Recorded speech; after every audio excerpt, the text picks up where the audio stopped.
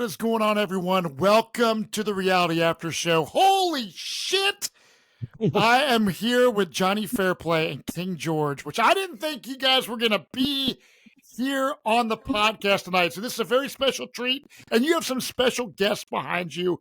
Please explain, Jonny. Dude, we're Beastie Boys in this chat. We're here. Jonny Fairplay, King George. Boom! What do? We did a VIP after party here to do the podcast. Holy moly. We got a lot to talk about. So we're going to talk about tonight's episode, season 47. There's some pluses and minuses. Did I do this all wrong? Sorry. Matt Bischoff, you introduced this as the Reality After Show, season 47, episode. No, this is the Reality After Show Survivor Mom podcast. Shout out to Stephanie and Pam. Boom! Boom! Boom! Well, Georgia, Pam is Andy's mom. I love Pam. Pam's my sister's name. What? Did Pam become your mother-in-law's name? Masturbate and Jesus approves. We got a lot riding on the line here, so we're excited. Andy's getting island. He's getting very island. We're going to get to island hot, but you know what's really hot? Viewing party hot. We will see you next weekend at the Over the Edge Celebrity Adventure. We're going to be at Malia Resort in Orlando. Pretty excited about that. After that, we are heading to Cincinnati, Ohio. It's myself, King George, royalty of Cincinnati, Matt Bischoff, and stand-up comedian Wayne Memmott. So excited to have you guys. Cincinnati. Locally famous. But we got Kentucky Joe joining us. Yes, and Roger Bingham, he was always coming to my viewing parties when I was on Survivor Caramo, and I was always like awestruck. Like, holy shit, fucking Roger Bingham's here. So to have him come to this viewing party, if you've never met Roger Bingham, that alone is a reason to come. And King George, he's from freaking Australia. He's been here in the States before, so He's coming to Cincinnati too. Yes. So. And here we go. Peek behind the curtain. Use promo code CINCY, CINCY, 10% off your ticket. Boom. We will see you in Cincinnati, Ohio at the Filson by the banks, right by the Cincinnati Reds stadium. Mm-hmm. So excited. We've been there before. We have packed that house. I think we're going to pack it again. VIP will sell out. Wayne, what do you think about the Filson? If you had to break this down. I mean, so the banks where the Filson is like right between the Red Stadium and the Bengal Stadium. The Filson's like a perfect place for this type of event because they have TVs around the whole place. We have an outdoor area where maybe we'll do a fire building challenge. I'm down. We did it last time. Maybe we'll do it again. No. Oh my God! Are we doing fire? We're doing fire building. Me and King George. Yeah, Jonny and King George outside. The last time we were there, Sandra Diaz Twine was there. Matt Did we just lock this in? I think we just locked it in. Locked it in. And whenever we're in Cincinnati, we always have a bunch of different survivors just happen to pop up. So it's you're always going to get more than your money's worth. And the Filson's a great venue. They're awesome. They take care of us. Their food's great. Tons of beer, tons of booze. You'll pop by these people. I cannot believe I'm having a fire making challenge against King. Like, this could solve. Like, a lot of people have you and myself on their dream boards. They do the Brant Steels and all the things, right? Yes. It was like, what would happen if we were King George versus Jonny Fairplay in Australian Survivor? King George versus Jonny Fairplay, U.S. Survivor. So U.S. Survivor, U.S. Survivor. If there's still this stupid Final Four fire deal, and somehow it's you versus me, we're gonna see what's gonna happen. This literally answers all those questions. Good. All right. Well, I have my money on King George. I feel like I'm gonna win. You have money on George? I do. Yeah. I put my money on King George. Yeah, we'll take the bets in person. Yeah, we're gonna do it. We're gonna do it Thailand style. We're good. There you go. No. This is King George versus Jonny Fairplay. But the next week, we're at Jax's Bar, Los Angeles, California, part 2 of the... Do you like the idea of 2 parts of the finale? I just think that one in Los Angeles is going to be the event for Survivor 47. Yeah, SurvivorTIX.com, SurvivorTIX.com. It's, be there. It's going to be awesome. I'm super excited. George, real quick before you guys leave and hang out with your guests, what is your thoughts on tonight's episode and just this season as a whole? I know you've been very critical, King George, of the new era seasons of Survivor. What is your thoughts? That's a very good question. Yeah. Honest with you, I feel like this episode was more of the same of the season. I think it's a season that's kind of started really well, and it's kind of. I think the last time it popped up here, I was saying words to the effect of everyone's scared of their own shadow, and this was kind of like the epitome of it. Whether it's the kind of like the bend on the curve and it's going to head in a different direction next week or not, I'm not quite sure. But what I got from this episode was you just have a large conglomerate of middle of the road players in terms of playing style left, and it's most likely that the winner is going to be one of these middle of the road players. But the thing is, Genevieve herself, who's completely powerless, is now kind of like in that category of middle of the road player. All right. Not middle of the road. Is this Distilled Brewery, spicy pickle, sour beer? George, back up. Let's see. Everyone cheers. Back up so we can. Here we go. Ready? Cheers. Is this amazing? Spicy pickle beer. We're all going to love it. See what it's like. Oh, yeah. Tastes like pickle juice. I'm going to go talk about this episode. That's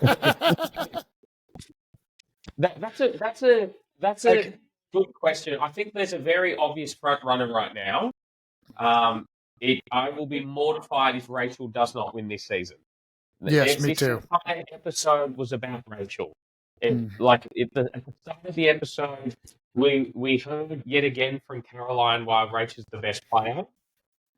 We got a bit of a breakout from Sue and Andy as well, and that, in my mind, is the kind of like the story of the whole season was told in the first kind of 10-minute segment, because we also got why Kyle's going home, and then everybody else is kind of like an afterthought. So I see Rachel as just kind of like a clear front runner on this season with this particular cast at this point in time. And I think that Rachel's kind of like reflective of the tone that this season has set at this point as well, with only kind of like 3 episodes left. I can see. I feel like Sue's stock rose in this episode. When they credit why Kyle goes home, it is because Sue wanted him to go away, and because he was an immunity threat. And the story is giving Sue a lot of credit for that. What the story also does, apart from showing how island hot Andy is getting, it was telling you why Andy doesn't or cannot win this show. It's not just the case of where he tries to rally a plan and to get it up and forward. We hear other players say Andy's just a goat, basically, being taken to the end. Ironically, the same was said about Sue, but you could always get proved wrong. You also have Andy completely fail in his Genevieve plan and actually vote for Genevieve. So you've got this kind of like, you've got the conglomerate of nothing players, basically, and it's crude to frame them like that, but that's what they are. The leader of that is Rachel, and then in a not too like, then it's like daylight behind Rachel, because Teeny's a passenger. I'm sorry, but Pam, if you're listening, if that was Teeny's mum, Teeny is a huge passenger, like a huge passenger. Like, only way Teeny wins if she's next to 2 other passengers, but no one's seeing that Rachel is the best passenger of the lot. Caroline is absolutely no chance. Is one of the most passive nothing players I've seen in a long time. Well, no, George, tell me how you really feel. Please, don't hold back. It's a podcast. Don't hold back. I can't even remember who the other one is. Like the other passenger in the Passenger Alliance, whether it's Sam or whoever else is there, because it just like they just kind of Sam's running the show. Wave along in the background. It's just kind of like that's what happens next. But I think 147. It's been a decent season. I just don't think any episode's gone above a 7. To be honest with you, it's just like we watched the episode. I enjoyed it. Do I remember anything about it 15 minutes later? Not really, no. You just remember the key points. Everything else is kind of like puffery around it.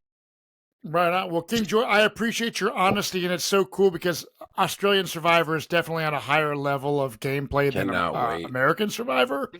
So, is there another season of Australian Survivor? Yeah, Brains vs. Bronze. Oh wow, 2. You know what? George and I have lots to talk about. Okay, so we got to go. We got 2 seasons. This is great. Yeah, we need to talk. Okay, so yeah, SurvivorTix.com. That's SurvivorTix.com. Join us. We're gonna be in Cincinnati. We're gonna be at Over the Edge. We're gonna be at Jax's in LA. We gotta go. 2 seasons. Cheers. Oh my God. Bye everyone. Man. Episode 11. I can't believe it, you guys. Survivor season 47 has been so good for me as a viewer and as a fan that I can't believe we're like headed toward the finish line. Gabe is out. He is the 3rd member of our jury. We talked about this last week. Gabe went out thinking, I'll be back. Wayne, Bobby, a week after that quote that he made, do you think Gabe is coming back, yes or no? No. I don't think Gabe's coming back. I mean, I think that's all this bravado. I mean, first of all, if this were like the challenge, yeah, probably. You know, Big Brother even, yeah, maybe. I don't know, All-Star season or something like that. Survivor doesn't bring people back. You're going to be the person they bring back? Come on, dude. Like, know what you're on. You're not coming back for Legends in 47. We haven't had any returning season players in forever, and you're not making the top 20, dog. I'm sorry. You haven't done anything. Like, I mean, and to be honest, like, not many people in this season have really done, there's a lot of little micro moves. There's nothing like major going on. So, yeah.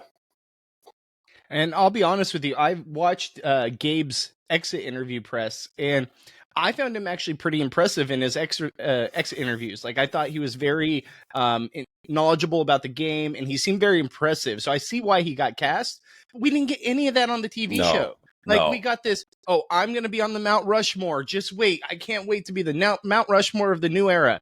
And then they show nothing besides him being at the top of a multi-person alliance and then get him voted out at the final 9. Like, there's nothing there. My criticism is honestly based on just the show. I haven't watched any exit interview press. I don't really watch Survivor, Instagram, whatever. Doesn't really cross my feed a whole lot. So all I know is what I've seen on this show, and I'm like, yeah, he's not coming back. Well, it's interesting because as someone who has played the game, like when I got voted out, like everyone on my tribe and everyone even on the returning player tribes liked me as a person. And I get voted out. I was devastated. And Jeff Probst comes up to me. I walk down this trail and he's like, dude, what happened, dude? He's like, people are going to be bummed that you're gone. And I was like, dude, whatever. And I was like, he was giving me like really good, positive words of wisdom and made me feel good. And then he walks away, and this Dave Burris guy, who's a big time production guy, was like, dude, people are going to be really bummed that you're voted out this week. He's giving me all this shit. So I'm going to Ponderosa on a high. Yeah. Like, fuck, man. Like, fucking Prost and this big producer really dug me. All the cast, like when I'm at Ponderosa and shit, are like, dude, you're like on the fans tribe, you're going to get called back to play this fucking game. So I started getting excited about that, knowing what I did on the island. But what they fucking showed on the island is a different story. Now, do I hate my edit? No. I there's nothing embarrassing necessarily. There's nothing I'm ashamed of. But there's also so much shit that I did that they didn't show because I didn't make it far enough into the game for them to tell that story. And Survivor is a game of storytelling. So, Gabe, you may have been really one of the what if you were one of the greatest players ever?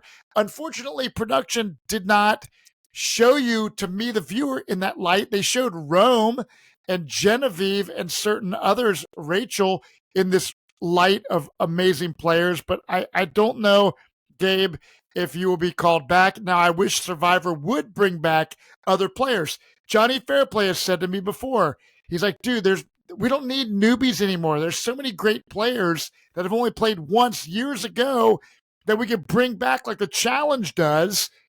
Because the majority of the fans, dude, are not young people like my teenage kids. The majority of the fans are 50-year-old women that are a nurse practitioner down the street from my house, like that do Survivor pools and stuff. They would love to see returning players. Now, there was a time where there were so many returning players, I was like, fuck, I want newbies. Well, sometimes you get what you wish for because we've had so many newbies. But listen, Gabe is gone.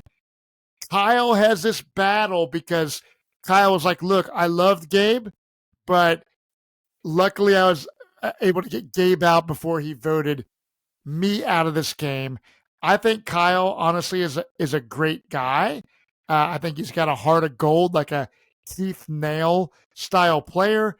Kyle, I mean, you were voted out tonight. You went out with respect and dignity, and you said 120% far too many times. but I do like him. I think he was great. Yeah, $1.20. That's what it was. $1.20. So Family Guy. So I like him, but yeah, I mean, I wish I would have seen a little more Teeny this episode. I love Teeny. Shout out to her mom. Happy Thanksgiving, by the way, to everyone listening here. Oh, yeah. You know, this season has been great, but Wayne, do you think voting out Gabe was the correct move at this point in the game? Like, if you're out there playing the game, right? Yeah. And you have a vote. Well, it really depends on who I'm aligned with, because I could see myself aligning with a Gabe and a Sue. You know what I'm saying? So right. So, oh yeah. But I mean, you, at this point in the game, you're trying to take out as much like unknowns out of it as possible, right? Mm. So Gabe was the big unknown because he's kind of like, if he is directing this game like he says he's directing his game, you don't know if you're really aligned with them. With those types of players, they got one person and they move their blocks around to make everything work for them. So all the other alliances are irrelevant. With this vote, you take out Kyle as the unknown because he loses. He could win every challenge from here on out. He could win. And so it doesn't matter how many final 3 plans you make, it's a final 2 in Kyle. And if Kyle's racking up 7 immunity wins by the time he gets there, man, it is hard to not vote a nice guy that's won 7 immunity challenges the winner of Survivor. I mean, do you think, Bobby Goodsby, do you think if Kyle makes it to the end of the game in a final 3 scenario with the people that, you kind of see that's in the game currently, do you think Kyle has a high chance of winning?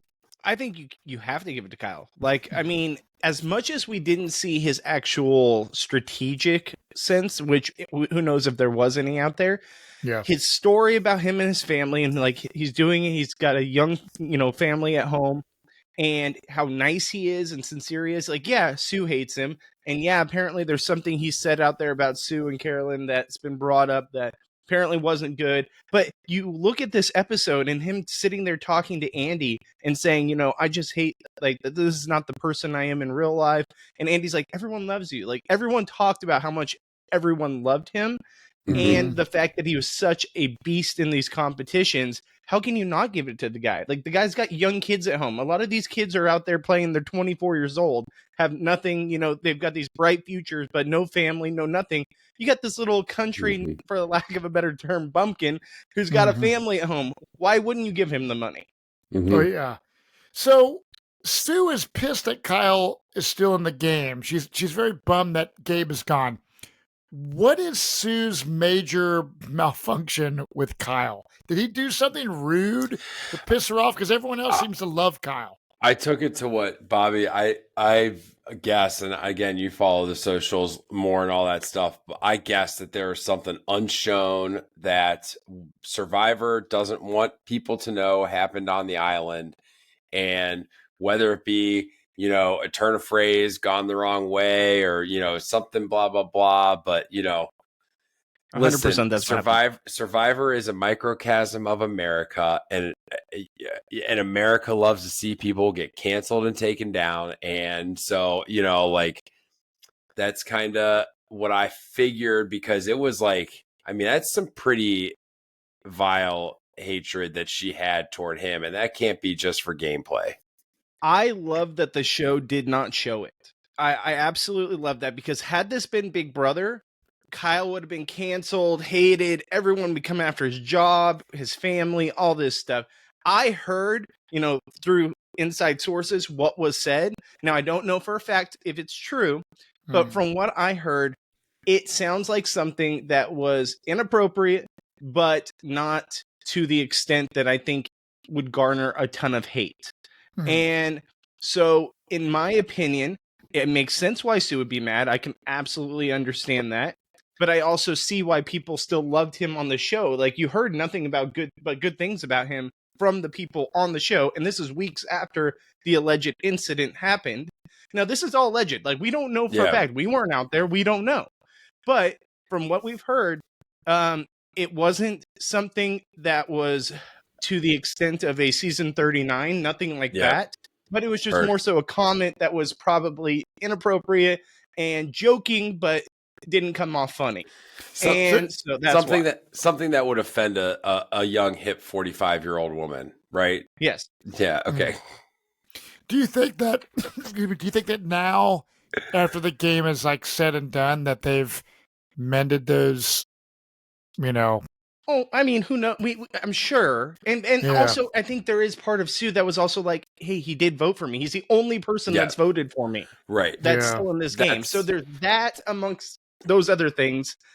You're going to have that animosity, especially when your lack of food, you lack of sleep, and you have nothing else to go off of. But the one person that's written your name down and said something bad about you, of course you're going to go for that person. Oh, yeah. Well, also, my boss tells me this story about, and it's kind of a thing in life about how when he was in a softball league, and there was this guy that was his rival, and it was his rival. So whenever this guy was pitching to him, he always hit better, blah blah blah. And then kind of hated the guy or whatever. They never really talked. And then after one game, the guy came up and introduced himself and was like, just try to shoot the shit. And Dave's like, no, you're my rival. I need you to be my rival. That's what drives me to do better. And I think that happens to everybody in everyday life. And that might be a little bit what's happening here. Is Sue's one of those people that needs a rival, and Kyle's that rival.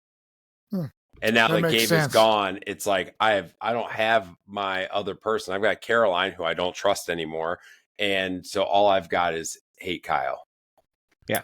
Well, the next morning it looks totally miserable. Like when you're watching this on TV in the comfort of your own home, you don't realize how bad it sucks when it's raining 24 hours a day. You're soaking wet. You're starved. You're thirsty. You're missing your family. You're stressed out. You're mentally drained.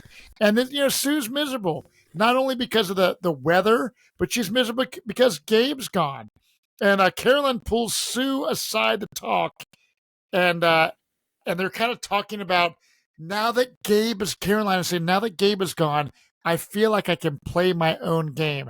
And I do like on tonight's episode, we finally see a little bit of Caroline talking about she's wanted to play Survivor since she was a little girl. And I'm like, finally, we're seeing this chick actually play the game and have a little bit of information about her backstory. I want to give the production and editing huge credit on this, because this is how we want to see these touching stories. We don't want confessionals with pointed questions. Sorry for the burp. I'm drinking beers. But we don't want these confessionals with people like, so tell us about a time that you were about to cry so hard, or whatever they ask to get them to tell these stories that they cut away and show their pictures. This is this is real thing. You could tell the way Caroline was talking, her facial expressions, This means a lot to her. And this is what, like, why we've said she's kind of like, who is Caroline? It's kind of been our joke this whole time because we haven't gotten this from her. We haven't gotten any of this. She has been tied to Sue, who's been tied to Gabe. So I agree 100% that this was the right move for her, was to get rid of Gabe so that she can have her own game, because she saw that if that she could make it to the final 3 as a GOAT with Gabe and lose. Yeah. No, totally. And this is kind of what we were talking about earlier with like, just sometimes production drops the ball on the way they edit this show. By, last season or whatever it was, like there's so much of Banu and all this stuff. I love seeing character development.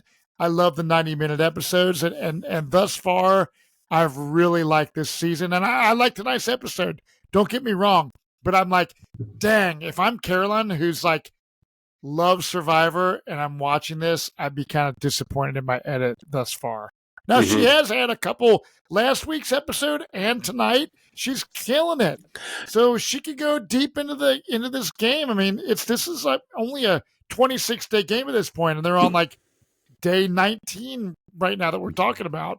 So she talks about like her ADHD and kind of overcoming that. And this kind of like ties back with like last week, Teeny had this revelation story about her identity and the game. And even tonight, Genevieve talking about separating real life from gameplay. And it's easier said than done, people. You can go out there, you can make a video and apply to get on the show, and I'm going to play this way. But look, it's the real deal. When you go out there, you make real solid relationships. And people are like Michael Snow and I, which I know Johnny will make a joke about our strategy talk. We're super close, dude. I was only in the game 16 days, but that seems like a lifetime in this gnarly experience in the middle of the jungle somewhere across the world. You make relationships like Wayne when you go every year, you go to some cool event with your college buddies. Yep. You made these tight bonds. People that are in the military together or have a crazy experience. That's what it's like on Survivor. And that's kind of like what we're seeing is tonight with Caroline, is just seeing this player that I think is probably awesome that production has not shown us, and we're finally starting to get to see. Now, I don't know if we're going to edit the King George footage that we saw earlier when we were talking at the beginning of the podcast. King George is like, these people are like, I don't know what he said. They're just passengers. Yeah, passengers, just like NPC, my kids would say, game players. Uh-huh. I think there's a lot of great game players this season. Yeah. Therefore, I have really enjoyed podcasting about it. So, even Sue, I mean, Kyle, not so much a game player, but Gabe was a game player. Do I think he's a legend? No. But he was a fucking game player. So is Genevieve. And Rachel's killing it. So yeah, I'm digging it. I agree with you. We've got Rachel's a game player, Genevieve's a game player, Andy's a game player. We had Sam and Sierra at the top, fall from grace, blindside into the jury. Sam is the passenger. This guy who's supposed to probably be the alpha, whatever, is the passenger. Kyle's a game player, just playing a totally different game. He's just winning everything. Gabe was a game player. Sue and Caroline are playing game, everybody is a game player, and that's kind of Teeny's a game player too. Teeny's playing a different type of game as well. And I think we can identify all of them, but they're definitely playing game. And that's kind of why this season has I'm not saying this episode it's fallen flat. That doesn't mean a bad thing. This has been a very, very good season. And this last episode and kind of this episode for me have kind of been it's hit a plateau, and I'm really hoping for the last 3 that it just kind of rockets off. I do too. I want to say this too, Matt. Johnny gives you way too much shit for you and Michael Snow, but I think, we don't always get the edit that we see on the show is what was shown or what actually happened on the island. And the one thing I want to say about this season that I love about that production has done is this season, I feel like we've gotten to know pretty much every single character to this point. Even the characters that went home before the jury. we got an episode at least entitled just to them, so we got to know them. Like, we know Rome, we even know Keyshawn, you know, like we go all the way back. We know John, like we know John just from that first episode. Like, there's so much about the story that we are getting this season that I feel like is different from past seasons, even in the new era, that I feel like we're actually getting the character development that we've always wanted.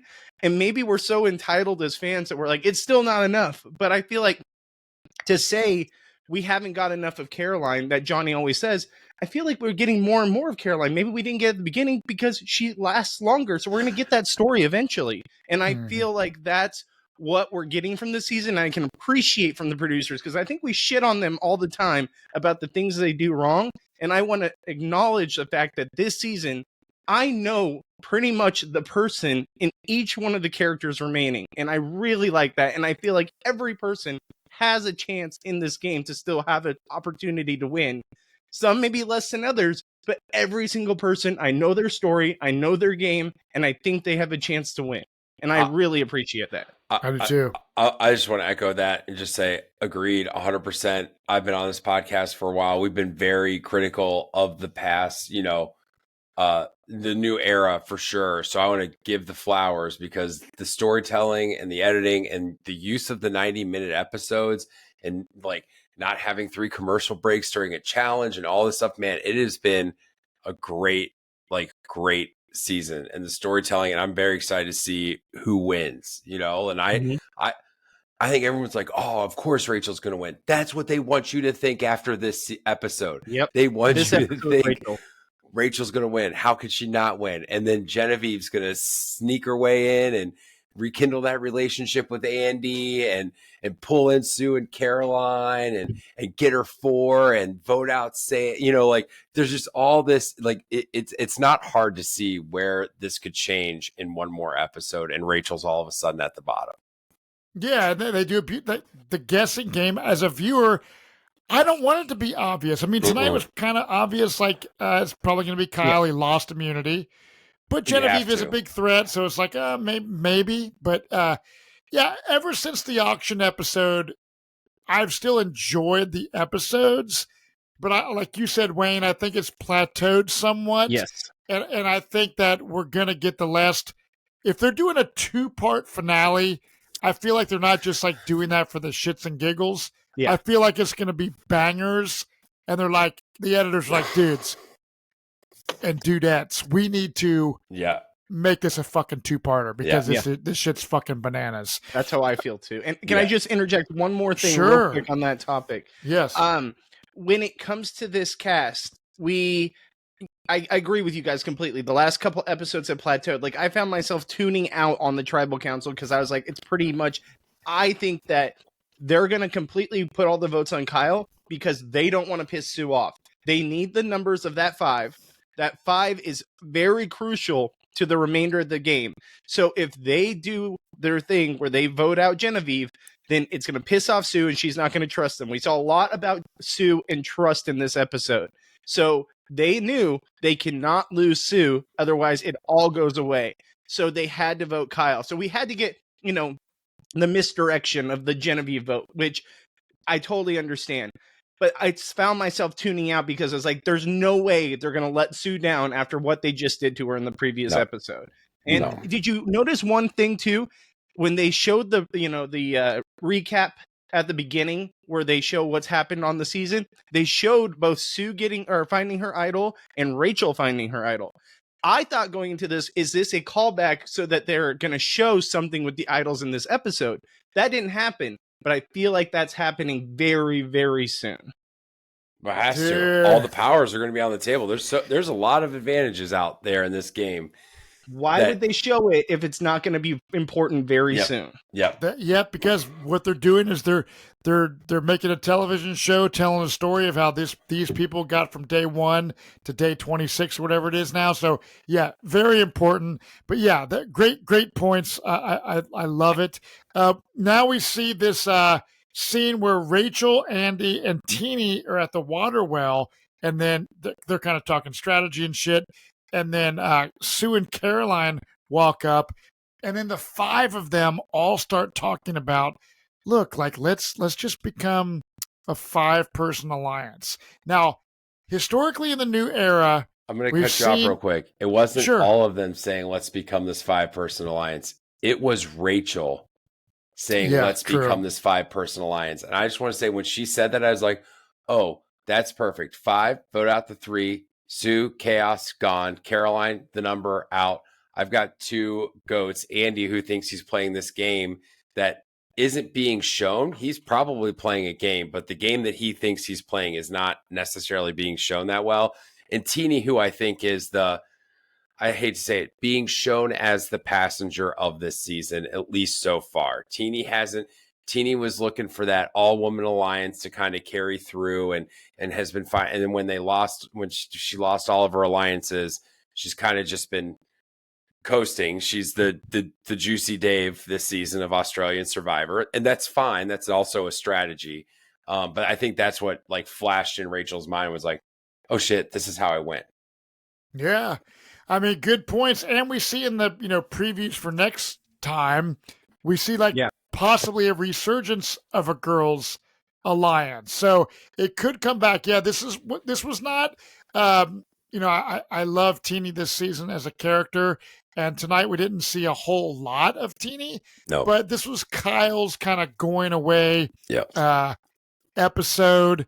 So yeah, hats off to, like I said, production. You can only show so many things when there's so much going on. And the 90 minutes, I actually prefer it. When they first started saying they were going to do 90 minutes, I was like, as a podcaster, I'm like, oh God, is this going to freaking suck ass? But I felt like this season so far, at least, I don't feel like I'm looking at my watch every 2 seconds. No. Now I know, Bobby, you were saying zoning out at Tribal when it's so obvious. I get that, but as far as the interactions and shit, and the not 3 commercials in a challenge, I'm digging it. So Kyle, Sam, and Genevieve are sitting around camp talking about how they will probably be targeted, and then we see a confessional of Genevieve talking about her connections with people in the game, how she's trying to separate Genevieve in real life from Genevieve in the game, and how she's like, I'd rather just be looked at as a villain than to have to kind of answer to hurting somebody, because you are hurting somebody when you're, someone's there to win $1 million. Or let's say they don't even care about the money, but they're just a Survivor super fan that just got voted out of their best experience of their life. So Genevieve is really battling, and I like seeing Genevieve's battle. She's my winner pick. Thankfully, you didn't go home tonight. But, yeah, I mean, this is about connections, and you get close with people. So do you guys think that Genevieve, now that Kyle's gone, is next on the chopping block, or do you think she has a way of kind of moving herself back into a power position? I think that was a massive mistake on Genevieve's game to all of a sudden cut out the emotional part, because she was and we saw it in the clip, she was very affected by the Keyshawn vote, where he looked at her and said, I trusted you. And you could tell that's when it hit her that she just, all of a sudden, she built this emotional trust with him and a friendship. And now she doesn't want to do that. Now she wants to be a villain. So she doesn't have any attachments to these people. And you have to have attachments to these people. You have to have a genuine connection and not just be a game bot to get far and win this game. Because otherwise, people are going to be like, I have no attachment to this person. There's nothing of substance keeping me attached to this person that they can go home. If they're just a game bot, bye. But to cut that off, and I understand that it's easier said than done when you're out there, but to not be able to interact on a human level with these people and not be able to understand, this is a game, I'm playing a game, but I also know that I want to build a relationship with these people outside the game so that they trust me and realize that, hey, I do appreciate you. I do understand you. I get your life story, but I'm also playing the game. That's how you have to play. Not just, I'm just a game bot. I'm cutting off all emotional ties and here we go. That's why she's in the situation she's in my opinion. Yeah, you can't negate the feelings in the game. I mean, I think Andy in Tribal Council pointed out perfectly when he's like, I got every person. He pointed out that he was in charge of getting every person out that was on the jury, and it's like, you shouldn't say that. That's giving them a reason to not vote for you if you make it to the final 3. That's exactly, because it's like, you hurt their feelings, and their feelings are valid to them. That's how you have to operate in this game. And it's like, yes, you are going to hurt feelings, and you then have to deal with that and not just cut off those emotions, because when you deal with that is how you can build those connections with the people that are left in the game. Mm-hmm. Well, we see Kyle tonight. We see him talking about his past of being like a foster kid, going from home to home, not really having a solid foundation. And he says in the confessional, like he knows he's a challenge beast, but he's like, man, I really need to play, pick up my social game kind of thing. And I'm able to lie and deceive and play this game. I think it's a little too late, 11 episodes in, to actually start playing your like social strategic game. So as I'm watching this, I'm like, dude, you should have been fucking doing this a long time ago. This just shows how clueless Kyle was as a strategist. Do I like him on the show, and do I love casting for putting him on the show? Yes. But as far as like his ability to have made it deep and from a strategic point of view, but that's the beauty of Survivor. Historically, we've seen the Colby Donaldsons and the Aussies of challenge beasts, and that's cool, because there's a lot of people that watch Survivor that are jock athlete type people that love the challenges. That's why they watch Survivor. But there's people like us that watch it for that social connection and strategy, and Kyle just didn't have it. Well, I will it. Go ahead. Oh, I was just going to say on Kyle's strategy, his strategy had to be different because he had to decide when to win challenges. That's the thing, is like, you come in, you win a challenge, and then you win a second challenge. I mean, you're like, oh, challenge beast. You win 5, and you're like, you have to win them all. You just have to go undefeated, because once you win 5, you are in the position he's in. So if you're one of those people, it's like, I know I can win all of these challenges. You absolutely have to throw the right one. When you know the numbers are on your side, when it's like, hey, you want to get out for rice for the group, I'm out. I'll take the hit. Everyone's like, what? You have to like show that trust to the people that you're aligned with. They're like, hey, I'm going to lose this one because I trust you all, so that I don't become marked as this challenge beast. And that's a different type of strategy for his game than Teeny's game, than Andy's game. You're going to say something, Bobby. I think come merge, I think he got scared. I think he got scared that he is a physical male, pretty strong dude. And now they're getting to the portion where it's all individual. And he got scared and was like, okay, I got to start winning everything. And I get it. Panic comes in. You're playing a game that you might never get to play again for $1 million. And he has a family at home. Like, I totally get it. But sometimes you got to sit back and throw a competition or two, especially early. You don't need to win, especially when you're kind of in a good alliance, in good numbers. You don't have to win every single thing, because that just puts an unnecessary target on your back, especially when you're pretty insulated. And you've got Sam the Shield still on the island. Yes. Let him win. Let him win. He's the target. Exactly. You've got this guy that everyone should be like, he is the threat. Well, he hasn't won one yet. He still could just win the rest. He now is the guy that could just win the next 3. And I'm in the final 3. I don't care what your plans are. And in the reverse of that, great by Sam. Sam probably could have won this stuff. Maybe he didn't. Maybe he lost fair and square. But great on Sam, because guess what? He's a big, strong, physical dude in his 20s. And he's 3 on the chopping block between Kyle, Genevieve, and then Sam. All he has to do is win 2 competitions, and he could win the whole game. Mm-hmm. Yeah. Fucking and crazy, he's got guys. Friends on the jury. All of his friends are on the jury right now. Exactly.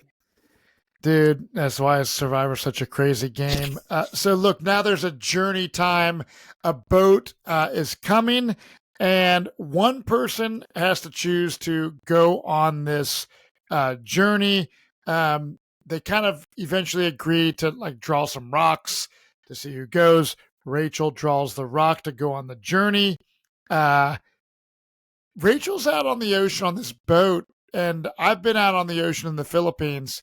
Sometimes the seas are rough, and they're on that little kind of boat. She's going out in the middle of the ocean, and sometimes we see these journeys that are on land.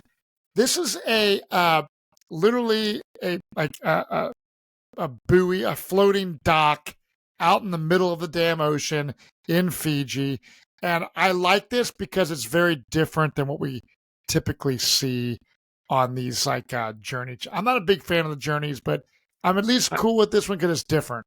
I did have a big problem with how this one started. It's like, man, everybody knows that the journeys are like advantage or lose a vote.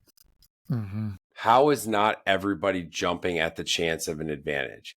Like, how is it not? No, we're just all drawing rocks. How is anybody like, I don't really want to go? It's like, what do you mean you don't want to go? What if it's the one puzzle that you've been doing since you were a kid and now you have the power that gets you to the end of the game? And if you lose your vote, well, you got time to figure that out. You're not, you still got a whole challenge. You got all kinds of stuff.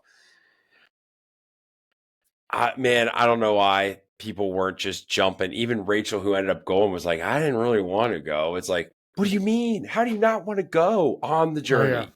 I agree. So here's the thing. I think Rachel made, and I know this was the Rachel episode, but Rachel made an amazing play here. And I think it's very underrated what she did. The others, they believe in the 5, right? You can tell. The whole reason none of them want to go is because they believe in the 5. They've got the numbers. They don't want any added target on their back.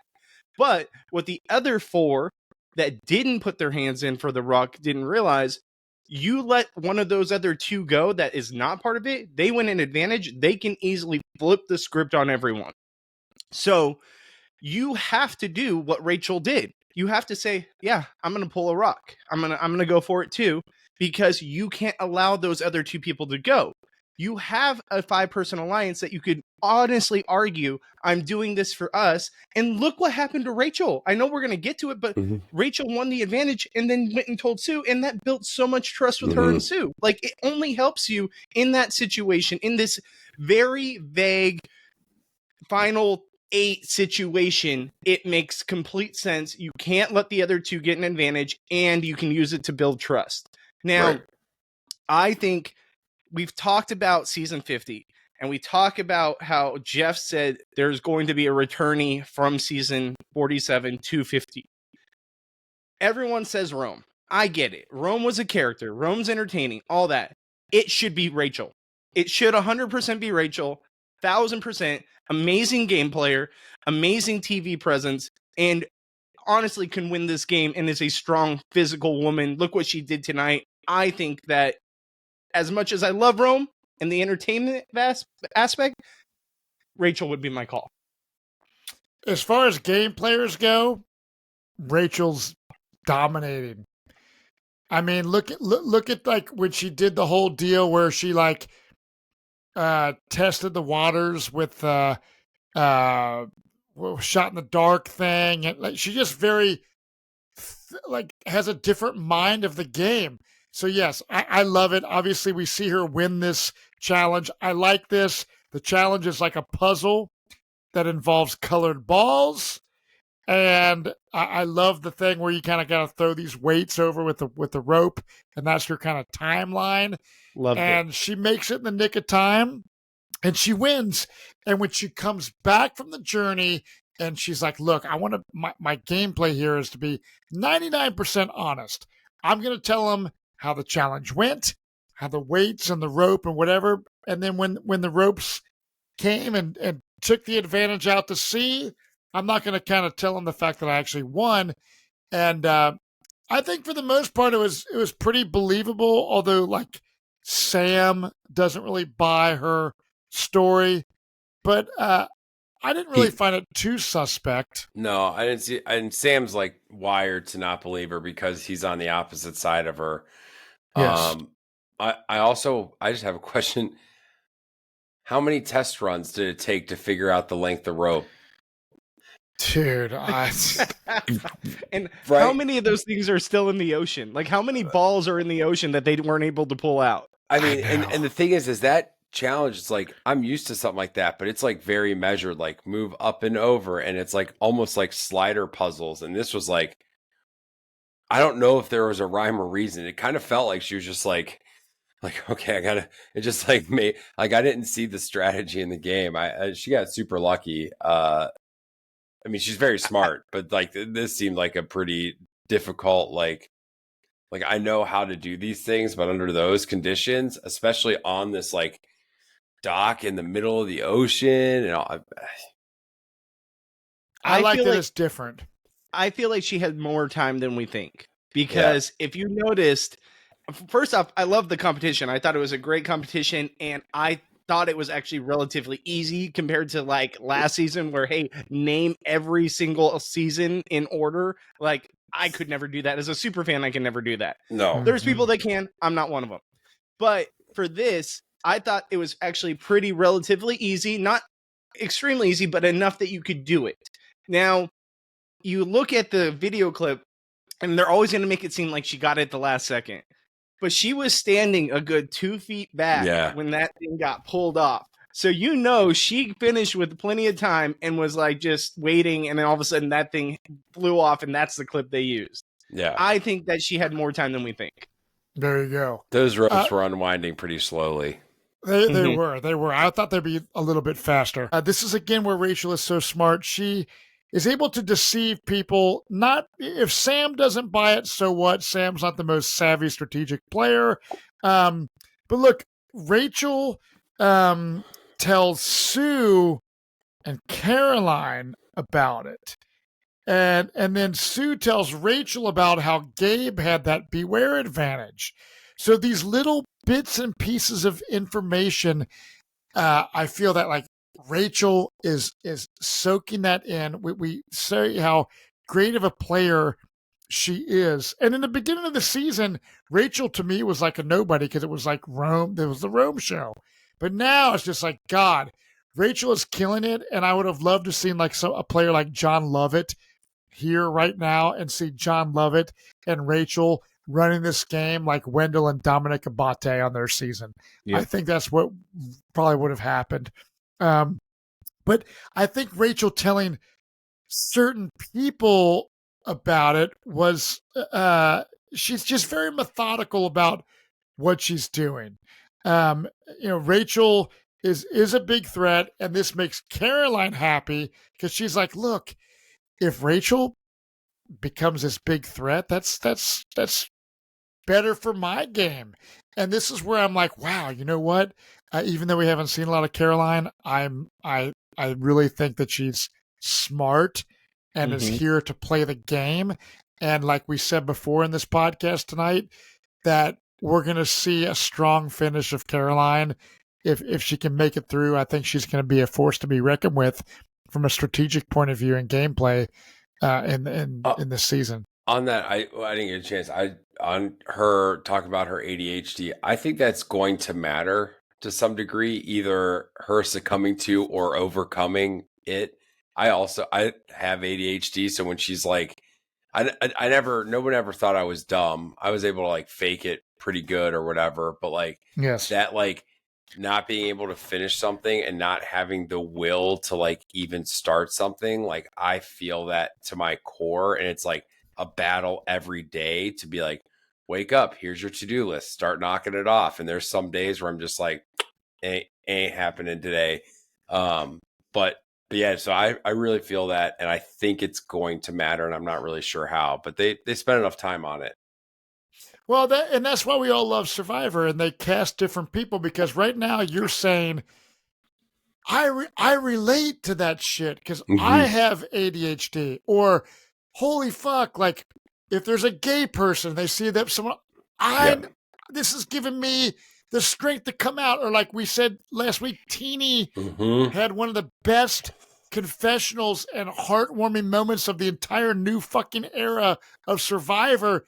These beautiful moments, and that's why Survivor has been on the air for so long. You cast a person like Big Tom because there's a lot of hillbillies in America. Hell Then yeah. you cast a guy like Lex Vandenberg. There's a lot of tattooed rock guys. So they cast people that we as viewers can identify with. And again, that's why I've been so excited over the diversity of finally casting people of color, people with different backgrounds and shit like that. And that's why we love Survivor, because we're talking about you're identifying with the ADHD. There's That's a lot. awesome. There's a lot of assholes in the world. That's why they cast Jonny Fairplay. All right, sorry. Yeah, dude. Oh, quote of the day. So let's move on. Genevieve is talking to Rachel about plans. Rachel thinks Genevieve is way more dangerous of a player from someone like Kyle, because Kyle is a player that could, you can win immunities, but Genevieve, when she made some moves a couple episodes ago, she really put a target on her back. So Genevieve is really kind of a dangerous threat, and unfortunately for her, she could be going home. But I disagree with her being a bigger threat than Kyle now, this episode, in this game. Kyle's won 5 immunities.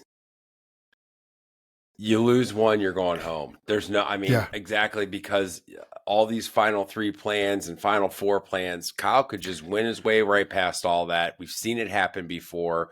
We've seen people go on undefeated streaks at the end and win their way into a final 3 that they were never going to be in. And I think that would have been Kyle's story. You lose this one. Oh, phew. All right, I got to win the rest of these. I don't think Genevieve's it's a numbers game. And right now the numbers are very clearly defined. So she's not really a threat as long as your 5 are strong. Like, it doesn't matter what she does. If your 5 aren't going anywhere, then who cares? It should be a boring another couple of votes. It won't be. Do you think that's it? Do you think, Bobby Goodsby, that's how it's going to go? Do you think the 5 are going to dominate, or do you think there's going to be a major blind side happening? I mean, not to get too much into next week's preview, but we kind of saw where Andy was talking to Genevieve, and it seems like something might be brewing to pull off some kind of upset. The thing is, I think the 5 will last, but not because they're intentionally trying to keep the 5 lasting. I think the fact that in the 5, Sue and Rachel both have idols, something will get played to save one of them, get Genevieve or Sam out. That's how we're going to get down to the 5 that we see, but it's not going to be intentional. It's going to be someone tried to backstab someone, maybe Andy tried to backstab someone, and it backfires. So we're going to get that 5, but not the way we think it's going to happen. Well, and we're calling it a 5. They're calling it a 5. It's not a 5. It's a 2, a 1, a 1, and a 1. Sometimes it's Caroline and Sue. It's Rachel at the top. It's Andy, and it's Teeny. Because those 3, it's not like they've been riding together this whole time. None of these people, this is a new formed thing. And we know in Survivor, these new formed things don't last. So it's, theory, it's a 5.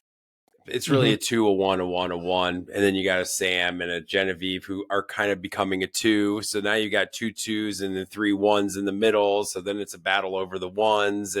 And so it's like, when you break it down to that, it's like, well, we can get Andy over here, and now we need 1 more. Well, Teeny hasn't been a part of anything for a while, and you kind of like, it's not impossible to see how this could break apart.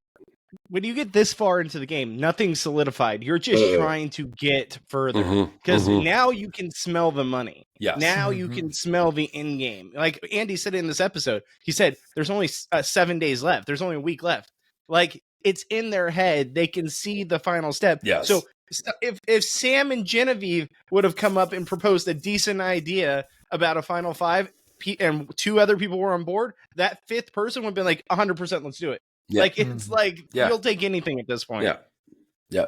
So we go to the immunity challenge, and Kyle is kind of reflecting on his time, his growth and stuff like that, and how Survivor's kind of like really kind of changed him. And I think you go into Survivor thinking you're going to play a certain way or be a certain way, and it really is a life-changing experience. And I think Kyle's life is going to be changed forever, as many of these people's lives are. Sue starts crying about being very proud of her 45-year-old self playing this wonderful game of Survivor. Andy is saying how, the game has been rocky, but we've seen a lot of growth from Andy. I did not like Andy early on in the season.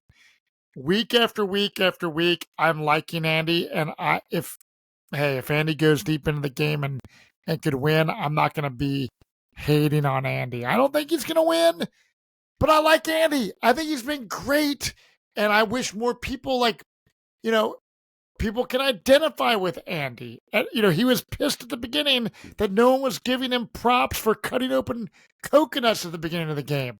And now we see him being confident and thinking he's kind of running votes, and he's entertaining. I'm going to remember Andy. If he goes home next week, Andy is going to be one of those people I remember out of this season, where a lot of new era people I just don't even fucking remember. I think Andy's positioning himself for a final three. I think he's going to get taken to the final three. I think and unfortunately, Zero vote finalist. He's going to be a no vote because he pointed it out tonight, and I think it's part of his game. I think it was part of his game. Andy's very intentional, but he pointed out how he had voted out and directly maneuvered to get all three people on the jury out. So he's like, I did Sierra, I did Gabe. He's trying to point that out, like, you should take me. And then he's going to get to the final three and be like, that was my plan all along. Ta-da, or whatever. I think that's kind of kicking around in his head. Like, you should take me. No one wants to vote for me, and then show up and win somehow. There was two very telling signs this episode that Andy can't win. And before this episode, I was fully on board that, hey, Andy has a chance here. But when Genevieve said, we need to take out the people that are floating by and just getting carried to the end, and Andy was one of them, that tells you what people are thinking on the island. I'm sure Genevieve at least has the sense of what people are thinking. Yep. Second, when Andy did his Andy math, which let me pull that clip real quick because I have that right here. Oh, God. Roughly, for a coin flip to land on heads 4 times in a row is 1 out of 2, 4. Wait, 2, 4. It's 1 out of 16. And that is a 6.25% chance. And then we immediately follow it up with this. It's too high. The chances of him winning another immunity challenge are 6.2%. No, that's not 6.2%. I don't know where you got that number from, but it is baloney. To me, it does not look like a good game. Yeah. That right there is 100% proof people don't take Andy seriously. Yeah. And I think that means he's a 0 vote finalist. Yes. We'll have to wait and see. But this immunity challenge is the classic. You have the little rocking table where you have to spell the word immunity out of a bunch of little blocks and walk back slowly with the rope deal. And if it topples over, look, we've seen this challenge before, and I actually competed in a challenge like this on the Durham Warrior Survival Challenge back in probably 2014 at Bob Crowley's. It's been 10 years ago. These challenges are really stressful, and I think this one is like harder than the normal challenge we see like this, because we see many people drop when they're like doing pretty well. They almost got the word immunity deal, and the way they edited this challenge, I was cool with. Everyone's dropping. Go ahead, Wayne. I was just going to say, they're doing it wrong. You have this big enough square. You're supposed to put it as close to the center of where the pivot point is on the square as possible. And they're putting it right in the middle of the square. But assuming you can put it wherever you want to put it as close to the pivot point as possible. But also, these challenges are like magic to me. I don't know how they work. I don't understand how there's like that much slack in the rope and the thing. I know it's all weights and stuff like that, but it just doesn't make sense to me as a viewer. Like, I wish they would just walk me through how this thing like is working, because it's cool, but I don't know how this works. Yeah, 100%. There was more slack in the rope than I've ever seen before, and that's where I agree with you, Matt. I think this rope, and that's why this one was so like all over the place. I think there was more slack than we've ever seen in this competition before, because if you look back at past seasons, the winner usually keeps a tense line the whole way back. So you just see a straight line the whole way back. This one, there was no possibility of a straight line. It had to touch the ground. It had to wobble. Dude, That we've never seen before. Genevieve just like launched him the first time. She's just like, yeah, whoa. It will be interesting to see how long the Dream Team took to complete this challenge, because I agree. You saw the freaking it's a thick rope too, so like it's like dragging on the ground. But Rachel ends up winning, and Teeny goes up and gives her like a big hug. It's all kumbaya. But this looks extremely hard. Rachel talks now when she's getting her immunity necklace on about, look, I am an impatient person. And I guess maybe it's her husband at home is like super chill. So she was kind of channeling that energy from him, giving her the strength to kind of get through this challenge, because it was at first I thought Teeny was like slow and steady wins the race. She's real slow. She's going to win. But at the end of the day, Rachel is killing it. She's so happy to have the necklace. Kyle seems to be the obvious vote, but Sam and others think, you know what, Genevieve is more of someone that we should target. Did this Genevieve potential name out there fool you guys at all? Or were you 100% Kyle's going? I mean, I was like, first of all, for Sam, it kind of doesn't make sense to want to get out Genevieve, because Genevieve's like the number that he could start pulling. Like, I don't know why the 4 on the other side of the 5 would want to start cannibalizing each other when it's like, oh, there's 5. Let's become 4 and try and get one more and flip the script. That's like easy numbers to do, and like joining the 5 to become the 6 to get rid of the 1, that doesn't make sense. So I wasn't really fooled by it, and it's very obvious like Kyle has to go.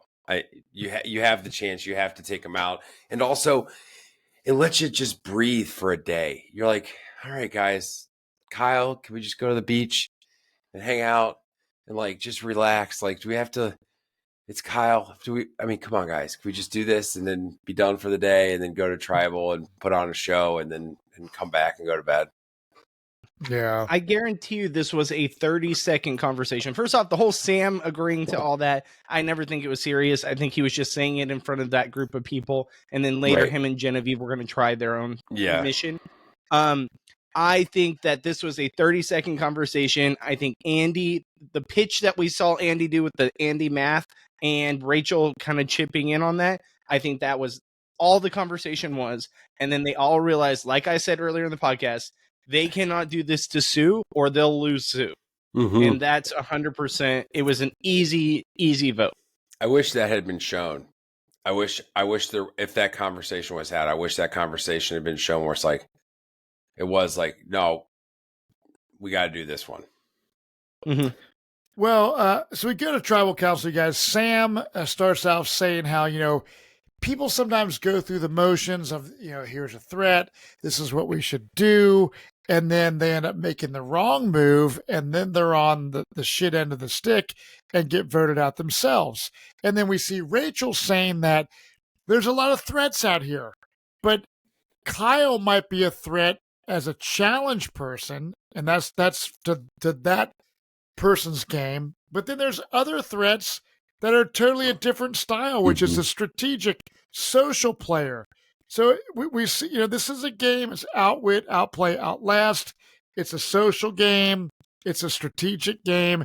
Yes, challenges are involved, which, all of us are kind of like, we don't really care about the challenge as much as we do the actual strategic gameplay.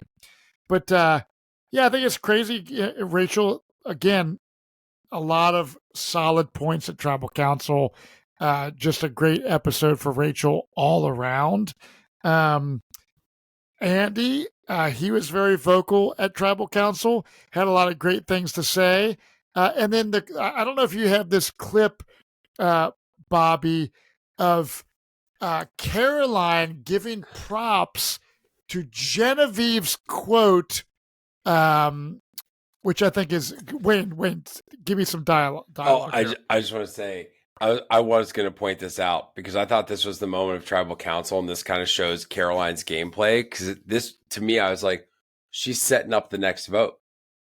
She's saying, oh, but not just saying like, oh, look, this is like, oh, I'm crediting a thing of like, oh, you're a great player because you say these great things, and it's like it seems very kumbaya, but really it's like, hey, everybody, look how great Genevieve is. Remember, like, we've got this easy vote, Kyle, but let's not forget for this next vote that we should just probably get Genevieve out.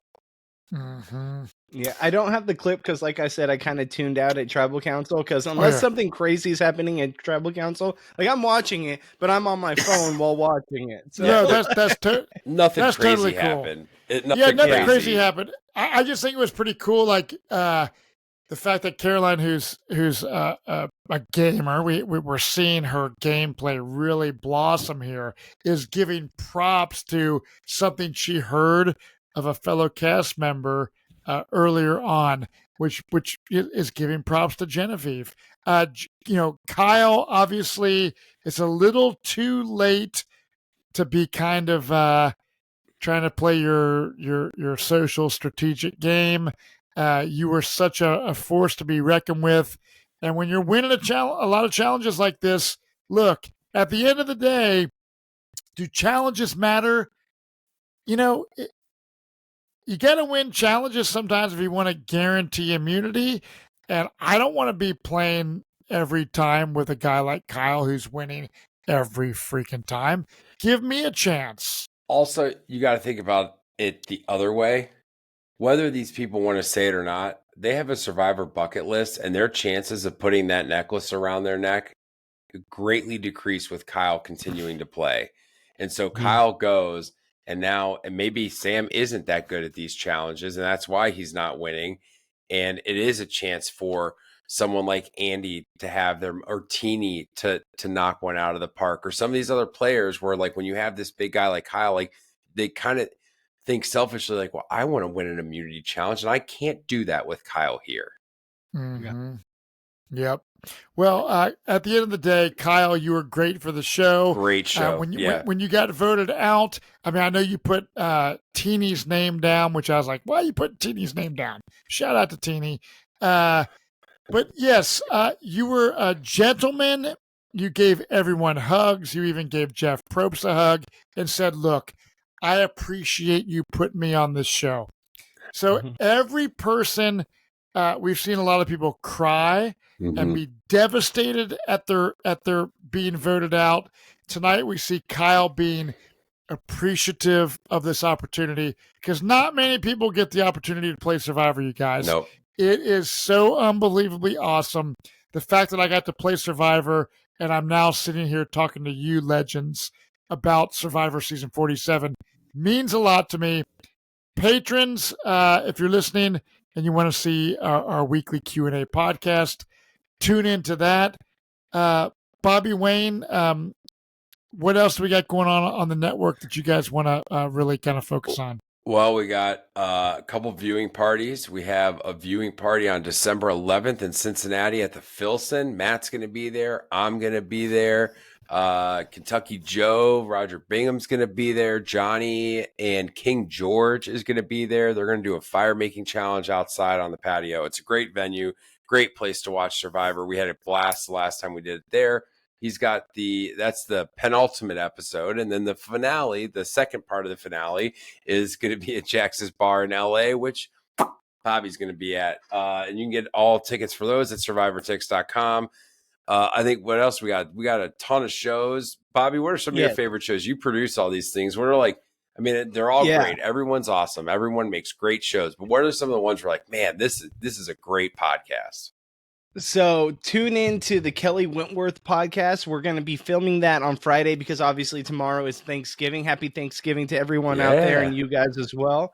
But we are going to be filming that on Friday, so that'll go up probably Friday night. She will have Caleb on from season, I believe, 45 with her. So that'll be really cool to see. So check that out. Should be out Friday night. Also, like he said, I will be there on December 18th for the finale party in LA at Jax's Bar with Johnny, King George. Come check us out. Come say hi to me. If you recognize me from the show, come say hello. Love to meet all of you. Wish I was out there with you guys in Cincinnati, because that sounds like a hell of a time, and I would love to hang with you boys one of these times. The last time we did a show at the Filson, the night ended at Jeff Ruby's Steakhouse, and remember we got that cake that looked like a purse. Wasn't it the purse one? We tried to get the Jordan cake, but they were out, so they brought a cake that was shaped like a Louis Vuitton purse. Yes. Crazy. So yes, definitely go to Jackson's Bar podcast. Sorry, listen to the Too High podcast too, guys. Well, yeah. Come on, celebrate our friend and our buddy Wayne Memmott. Go out there, Omar Gibson, give them some love. They need some love out there. I will say, even if you don't watch the summit, the last episode of our podcast was like probably the best episode we had done. It was a really good episode. And there's only like 2 more episodes of the summit left, but we like podcasting together. So we're going to figure out something else to do. So I've got a couple of ideas. I kind of want to go back and watch like one-off seasons of reality competition shows, or I want to go do a rewatch of the seasons of all the people that are on our network. So go back and watch Matt's season with Omar, go and watch some Kelly Wentworth seasons with them, stuff like that. Watch Rachel Riley's Big Brother season. But if there's something you want us to watch, and we just like smoking weed and talk about reality television show, it's a pretty cool show. Give us a follow. Go look at us at YouTube. It's Too High the Summit podcast, and that part is going to stay regardless of what we watch because it makes me laugh so much. And sorry I cut you off, Matt. I wasn't meaning to cut you off, but no, not at all. You guys are the fucking best. Happy Thanksgiving, everyone. Listen, Happy Thanksgiving. If you're going to Thanksgiving and you have differences, we all have opinions and different perspectives on things, but just love one another at the end of the day. Be open-minded, be open to new ideas, and just love. So happy Thanksgiving. Cheers. Wayne Memmott, you fucking rule. Bobby Goodsby. I am the Matt Bischoff on Instagram. We will see you next week on another episode of the Reality After Show covering Survivor Season 40 several. Cheers, everybody, and good night.